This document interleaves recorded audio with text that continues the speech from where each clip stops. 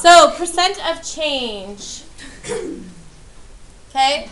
A little bit different than what we've been doing. Maybe some of you will find it kind of a breath of fresh air. That's the general formula. Percent of change equals the amount of change over the original amount. Okay? So it's just how much did it change divided by the original amount. This formula doesn't change, which is good. It's a very helpful formula. It doesn't change ever. It comes up a lot. I know it's on the Smarter Balance test. I know it's on your final. I know it's on the unit test. So it's a pretty common formula. Okay?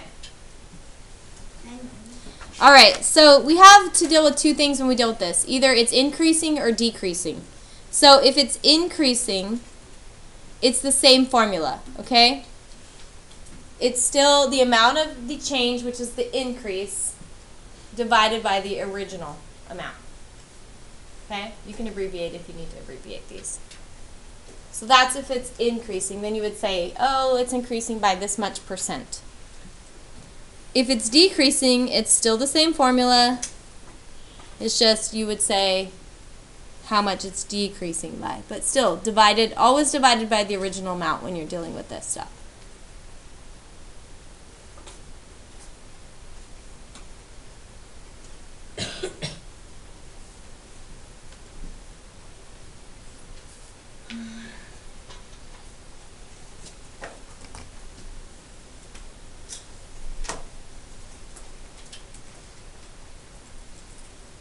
So I know those are just formulas and they don't mean a whole lot to you, right?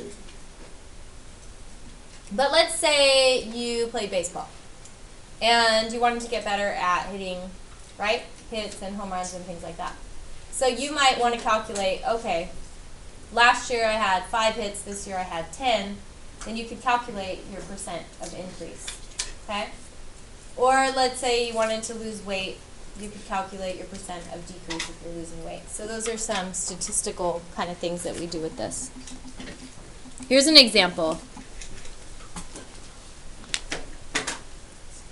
Okay, let's just make this into real world. Say, you know those like big long licorice ropes? Yeah, let's say you had one that was 30 inches and you started eating it. You know what I'm talking about, right? This big long licorice. Yeah. And then you ate it and now there's 24 inches left. So is this number going to increase or decrease? Decrease. Good. So that's the easy part. So now we take 30, and what's the difference there? 6%. 6. Well, not percent, but just 6 at first, right? So we subtract. That's what we do first. Okay? So it's always a subtraction problem first. So 30 minus 24 is 6. And then we take the change and put that over the original. 6 divided by 30 is 0.2. 0.2 in percent is 20%. 2 places to the right, right?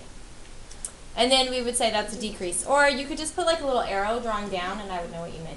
So like on the quiz or test, if you just put a little arrow up or down, I'm good with that. Okay? Easy? Mm-hmm. Super easy, right? We don't really have to think much here. Just subtracting and then dividing.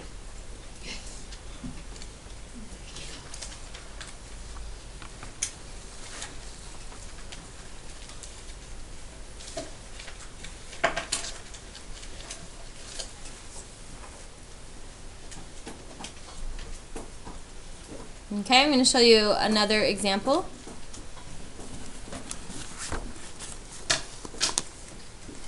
Okay, let's say that we have some money in the bank. We have $126 and we add some money, so now we have $150. Is this increasing or decreasing? Increasing. Subtract. Again, subtract. So 150 minus 126 and then divide by the original. In this case, the original was 126, right?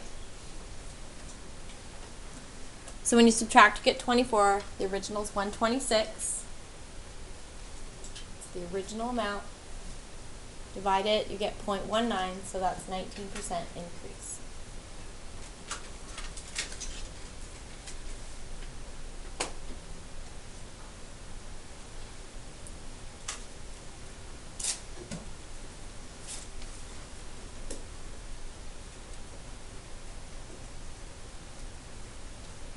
Raise your hand if you think this is really easy. Good. Because you guys are getting so good at this stuff. All right, one last thing, and I don't believe it appears on your homework today, but it might be on the test. And it's called percent error. Percent error. So this would be like, say I think you guys are all amazing, and so I tell the principal, oh, 95% of first period has an A+. And then he looks at the numbers and he was like, oh, actually only 30% of first period has an A+. So we could calculate the error that I made in my estimate. Okay? If you guys notice when you're looking at your estimation papers, the estimation 180 has a little box that says percent error on it. Has anyone noticed that lately? Yeah. Yeah, that's where this comes from. So it's the amount of the error, which is still a subtraction problem. But instead of the original amount, now it's over the actual amount.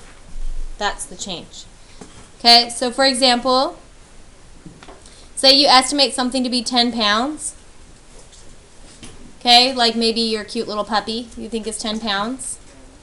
But after you weigh your puppy, you realize, oh, he's actually 13.7 pounds. We can calculate your error. Okay? So again, you estimate to be 10, your actual, it's actually 13.7 pounds when you weigh him. You subtract, and then when you divide, you have to divide by the actual amount. Okay, so 13.75 minus 10 is 3.75. Divide by the actual amount that the puppy is. You'll get 0.27 repeating, so 27%. That's the error that you made. You are 27% off in your judgment.